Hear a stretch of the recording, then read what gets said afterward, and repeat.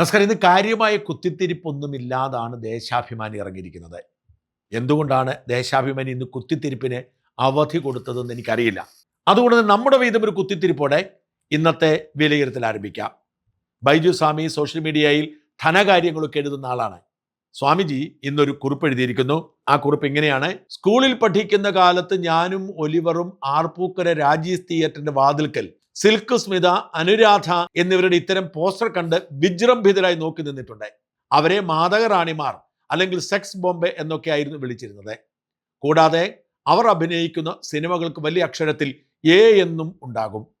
അത്തരം ഇച്ചീച്ചി പടങ്ങൾ കാണാൻ പോയാൽ വീട്ടിൽ ചെന്നാൽ അടിച്ച് ചന്തി പൊളിയുമെന്നതുകൊണ്ട് ഒലിവറും ഞാനും എല്ലാം നിരാശയോടെ വിധിയെ പഴിച്ച് എത്രയും പെട്ടെന്ന് 18 വയസ്സാകാൻ പ്രാർത്ഥിക്കായിരുന്നു. കാലം മാറിയപ്പോൾ ഇത്തരം സിനിമ പടത്തിലേതുപോലെയുള്ള മാദക നൃത്തം കാൽ കാശു മുടക്കാതെ ലൈവായി കാണാം. ആരാണ്ട്ര പറഞ്ഞത് നാട്ടിൽ പുരോഗമനമില്ലെന്ന്? ഇക്കാലത്ത് ഇതൊക്കെ ഉണ്ടായിരുന്നെങ്കിൽ ഞാനും ഒലിവറുമൊക്കെ ഡിഫിയിൽ ചേർന്നേനെ. ഇതിന്റെ പശ്ചാത്തലം വിചിത്രമാണ്. ഡിവൈഎഫ്ഐയുടെ സംസ്ഥാന സമ്മേളനത്തോടനുബന്ധിച്ച് ഒരു ഐറ്റം ഡാൻസ് സംഘടിപ്പിച്ചിരിക്കുന്നു എന്ന് വേണമെങ്കിൽ പറയാം. ഇത് വലിയ നാടകമാണ്. സാംസ്കാരിക മഹിമ ഊന്നി പറയുന്ന നാടകം. അടിയന്തരാവസ്ഥ കാലത്തോ മറ്റോ സംഭവിച്ച ദുരന്തങ്ങളെ ഓർമ്മിപ്പിക്കുന്ന ഡിവൈഎഫ്ഐയുടെ വിപ്ലവഗാഥയാണ്. പക്ഷെ സഖാത്തി പ്രത്യക്ഷപ്പെട്ടത് ബിക്കിനി അണിഞ്ഞ്, പച്ച മലയാളത്തിൽ പറഞ്ഞാൽ അടിവസ്ത്രം മാത്രം ധരിച്ച്. ഇത് എത്ര പ്രതീകാത്മകമാണെങ്കിലും ഈ വസ്ത്രധാരണത്തിൽ ഈ സ്റ്റേജിൽ കയറി ഈ നാടകം കളിച്ചതിൻ്റെ പിന്നിൽ ആളെ കിട്ടാത്തത് കൊണ്ട് സഖാക്കളെ സംഘടിപ്പിക്കാനാണ് എന്ന ഒരു കരക്കമ്പി പരക്കുന്നുണ്ട്. യാഥാർത്ഥ്യം എന്താണെന്ന് അറിയില്ല. എന്തായാലും ഇന്നത്തെ ദേശാഭിമാനിയിൽ അരിച്ചു പറക്കിയിട്ടും ഇതേക്കുറിച്ചൊരു വാർത്ത കാണാത്ത നിരാശ ആദ്യം പങ്കുവയ്ക്കട്ടെ. പതിവ് പോലെ ഏതോ മണ്ടന്മാർ ഇന്നും ദേശാഭിമാനിയുടെ 1-ാം പേജിൽ പരസ്യം കൊടുത്തിട്ടുണ്ട്. പ്രധാനപ്പെട്ട 1-ാം പേജിൽ കുത്തിത്തിരിപ്പൊന്നുമില്ല. ദേശാഭിമാനി പതാക ഉയർന്നു, പ്രതിനിധി സമ്മേളനത്തിന് ഇന്ന് തുടക്കമെന്ന് പറഞ്ഞ് ഡിവൈഎഫ്ഐയുടെ സമ്മേളനത്തെക്കുറിച്ചാണ് പ്രധാനപ്പെട്ട വാർത്ത. വാസ്തവത്തിൽ ദേശാഭിമാനി ഇതൊരു ശീലമായി എടുക്കണം. ഈ കുത്തിത്തിരിപ്പ് കൊണ്ട് ആരും നോക്കത്തില്ല. ഇത് ഡിവൈഎഫ്ഐക്കാരെങ്കിലും തങ്ങളുടെ വാർത്തയോ പേരോ ഉണ്ടോ എന്നറിയാൻ വേണ്ടി നോക്കുമായിരിക്കും. എന്തായാലും അതുകൊണ്ട് ഇന്ന് വലിയ ശല്യമൊന്നുമില്ല. ആവശ്യത്തിലധികം പരസ്യം, ചരമ പരസ്യമടക്കം ദേശാഭിമാനിക്ക് കിട്ടുന്നുണ്ട്. നീറ്റ് ചോർച്ചയിൽ കോടതിയിൽ പതറി കേന്ദ്രം എന്നൊക്കെ വാർത്തകളാണ് മുമ്പിലും.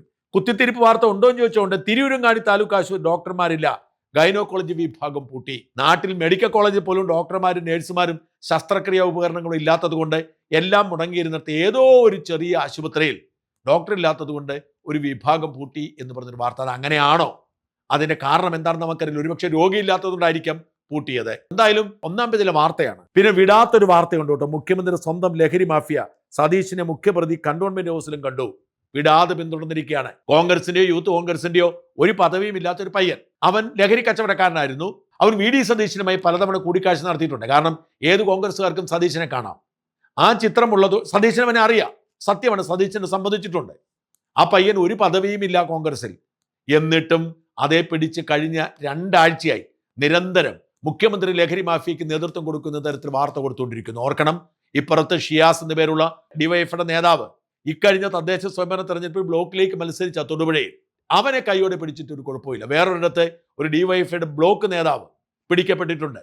ഇങ്ങനെ പലരും പിടിക്കപ്പെടുന്നു, ഒരു വിഷയമില്ല. അതൊന്നും ദേശാഭിമാനി അറിയണ്ട. ഒരു പദവിയും ഇല്ലാത്ത ഒരുത്തൻ സ്വയം മുഖ്യമന്ത്രിയുടെ സ്വന്തമാണ് എന്ന് പറഞ്ഞ് നടന്നത് തുടർ വാർത്തകളായി കൊടുത്തുകൊണ്ടിരിക്കുകയാണ്. സഖാക്കളെ കാണുന്ന പാർട്ടിക്കാരെന്ത് വിചാരിക്കും എന്തെങ്കിലും കരുതുക. പക്ഷെ പ്രാദേശിക പേജിൽ കുത്തിത്തിരിപ്പുണ്ട് കേട്ടോ. ആ കുത്തിത്തിരിപ്പ് ആർ സുഗതനെ ഓർത്തുള്ള വേദനയാണ്. നമുക്കറിയാം, തിരുവനന്തപുരം നഗരസഭയിലെ BJP കൗൺസിലർ സുഗതനെ കാപ്പ ചുമത്തി ജയിലിലടച്ചിരിക്കുകയാണ്. സുഗതന് അവധി അനുവദിച്ചുകൊണ്ട് വളരെ ഭംഗിയായി മേയർ രാജേഷ് പ്രമേയം പാസാക്കിയെടുത്തു. അതിന് പേര് UDF-നുണ്ടായ നഷ്ടം ചില്ലറയൊന്നുമല്ല. എന്നിട്ടും ദേശാഭിമാനിയുടെ കലിപ്പ് തീരുന്നില്ല. ഇന്നലെയും സുഗതനെക്കുറിച്ച് ചർച്ച വന്നു. സുഗതന് മേയർ രാജേഷ് അവധി നീട്ടിക്കൊടുത്തു. ദേശാഭിമാനിക്ക് അറിയുന്നു, 1 മണിക്കൂർ 3 കൗൺസിൽ പാസ്സാക്കിയത് 1300 അജണ്ട. ഇത് എന്ത് ജനാധിപത്യം മേയറെ? ജനാധിപത്യത്തെ അട്ടിമറിച്ച് LDF.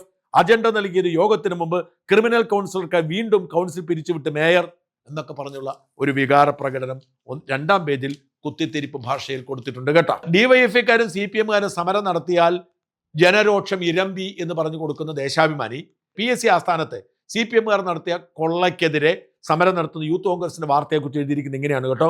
PSC ആസ്ഥാനത്ത് വീണ്ടും യൂത്ത് കോൺഗ്രസ് ആക്രമണം, മതിൽ ചാടിയെത്തി അഭിമുഖം തടസ്സപ്പെടുത്തി. എങ്ങനെയുണ്ട്? ഇത് തിരിച്ചായിരുന്നെങ്കിലോ അഴിമതിക്കാരായി PSC സ്തംഭിച്ചു, ഡിഫിക്കാർ തടഞ്ഞു എന്ന് പറഞ്ഞ് പൊട്ടിത്തെറിച്ചേനെ.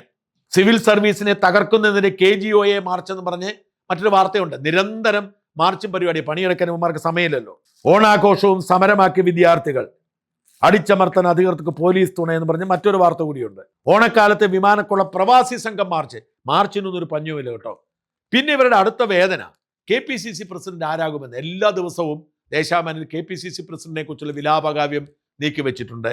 KPCC പ്രസിഡന്റിനെ കടുപ്പിച്ചു കൊടിയിക്കുന്നതിൽ സതീശിന്റെ പിന്തുണ എന്നൊക്കെ പറഞ്ഞ് KPCC പ്രസിഡന്റ് ആരെ പരിഗണിച്ചാലും വലിയ കലാപം കോൺഗ്രസ് ഉയരുമെന്ന് ഭയപ്പെട്ട് ഹൈക്കമാൻഡ്. ദീർഘകാലത്തെ പ്രവർത്തന പാരമ്പര്യമുള്ള കൊടിക്കുന്നിൽ സുരേഷ് തന്നെ KPCC പ്രസിഡന്റ് സ്ഥാനത്ത് പരിഗണിക്കാത്തതിൽ കടുത്ത നിലപാടെടുത്തു എന്നാണ് സൂചന.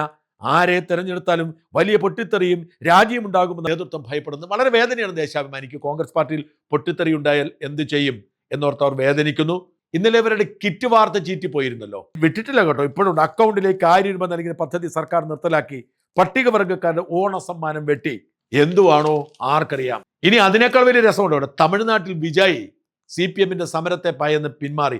ഇടതുപക്ഷ CJP പ്രതിഷേധത്തിൽ വിദ്യാർത്ഥികൾ പങ്കെടുക്കുന്ന തടയുന്ന ഉത്തരവ് പ്രക്ഷോഭം ഭയന്ന് തമിഴ്നാട് സർക്കാർ പിന്മാറി. CPM 4-3-7 പേരുണ്ട്. DMK കരുണയിലാണ് 2 MP കിട്ടിയത്. MLA കാര്യത്തിൽ എത്തിയപ്പോൾ നടന്നില്ല. ഇപ്പോഴിതാ പറയുന്നു CPM പേടിച്ച് വിജയ് മുട്ടുമടക്കിയെന്ന്. അടുത്ത പ്രക്ഷോഭത്തിന്റെ വാർത്ത, തൊഴിലാളികളുടെ ഉപജീവന മാർഗം തകർക്കരുത്, മിഷൻ സമുദ്ര പദ്ധതി മത്സ്യത്തൊഴിലാളി പ്രക്ഷോഭത്തിന്. പറഞ്ഞില്ലേ, ഇതാണ് CPM രീതി. നേരെ രൂപ ഒന്നും നടക്കാൻ അനുവദിക്കില്ല. വിഴിഞ്ഞം പദ്ധതി ഉമ്മൻചാണ്ടി പ്രഖ്യാപിച്ചു പ്രക്ഷോഭം നടത്തി. 5000 കോടിയുടെ കടൽ കൊള്ളയെന്ന് പറഞ്ഞു. അതിന് പിണറായി വിജയൻ 10 വർഷം അവിടെ ഇരുന്നപ്പോൾ പിണറായിയാണ് ഇത് നടപ്പിലാക്കിയത് എന്ന് പറഞ്ഞ് ഉമ്മൻചാണ്ടിയുടെ ഫ്ലെക്സ് പോലും വെക്കാതെ പിണറായിയുടെ ഫ്ലെക്സ് കൊണ്ട് നിറച്ചു. ഇപ്പോഴിതാ മിഷൻ സമുദ്ര എന്ന പേരിൽ ഒരു പദ്ധതി പ്രഖ്യാപിച്ച് നാടിന്റെ സാമ്പത്തിക ദാരിദ്ര്യം മാറ്റാൻ നടപടിക്രമങ്ങൾ ആരംഭിച്ചപ്പോൾ മത്സ്യത്തൊഴിലാളികളെ ഇളക്കി വിട്ട് പ്രക്ഷോഭം തുടങ്ങിയിരിക്കുകയാണ്. അതിന്റെ വാർത്തയാണിത്. ഐഷി ഘോഷിന് വേദി നിഷേധിക്കാൻ ശ്രമം. ഈ ഐഷി ഘോഷ് ആരാണെന്ന് പോലും VD സതീശൻ അറിയത്തില്ലായിരിക്കും. ഏതൊരു കേസിൽ വാറന്റ് വന്നപ്പോൾ അറസ്റ്റ് ചെയ്യാൻ വേണ്ടി ചെന്നപ്പോൾ ഇവിടുത്തെ ഇടത് ബുദ്ധിജീവികൾ ഹീറോയാക്കിയതാണ്. എന്നിട്ട് ഒടുവിലെ അവർ മാപ്പ് പറഞ്ഞ് പിഴയടച്ച് കോടതിയിൽ പോയി ജാമ്യം എടുത്ത് മുങ്ങിയ കക്ഷിയാണ്. ബ്രിട്ടാസിന്റെ സഹായത്താൽ പേരെടുത്തിരിക്കുന്ന ഐഷി ഘോഷിനെ തടയാൻ ശ്രമം. സതീശനോ പോലീസോ ആരായിരിക്കും ഐഷി ഘോഷ് എന്ന് അറിയാൻ വേണ്ടി ഒരുപക്ഷെ ഗൂഗിൾ സെർച്ച് ചെയ്യുകയായിരിക്കും ഈ ദേശാഭിമാനി കണ്ടാൽ. അധികം കുത്തിത്തിരിപ്പില്ലാത്ത ദിവസമായതുകൊണ്ട് ഇന്നത്തെ ദേശാഭിമാനിയുടെ വിലയിരുത്തൽ ഇവിടെ നേരത്തെ അവസാനിക്കുന്നു.